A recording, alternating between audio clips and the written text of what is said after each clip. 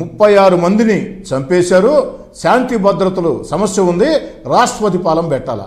అయ్యా 36 మంది ఎవరయ్యా జగన్ రెడ్డి గారని ప్రెస్ వాళ్ళు అడిగితే 1-4 సార్లు దండం పెట్టేసి వెళ్ళిపోతూ ఉన్నారు. 36 మంది ఎవరైనా అడుగుతున్నారు.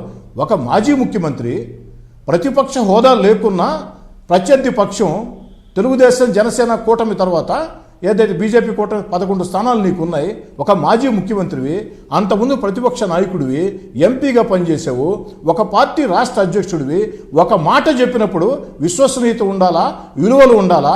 అది పదే పదే మీరే చెప్తుంటారు జగన్ రెడ్డి గారు. ఢిల్లీ దగ్గర నుంచి గల్లీ దాకా 36 మంది అనే మాట మీరు పదే పదే చెప్పారు.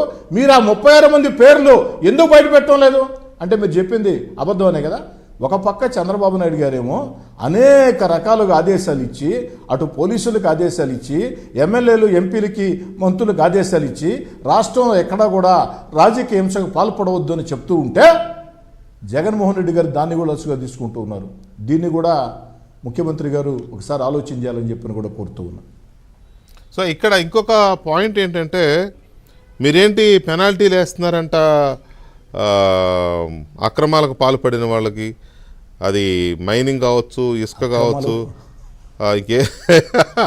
ఇంకేం చేసినా కూడా ఏ పార్టీ వాళ్ళైనా ఒక్కొక్క దానికి ఒక్కొక్క రేటు పెట్టారంట. అంటే రేట్ అంటే మీరు వసూలు చేయడానికి కాదు, పెనాల్టీ మీరు మీకు పెనాల్టీ వేస్తాను మీరు తప్పు చేశారంటే అని ఏదో వేశారని చూశాను. ఇక్కడ 10,000, దీనికైతే 10,000, దీనికైతే 1,00,000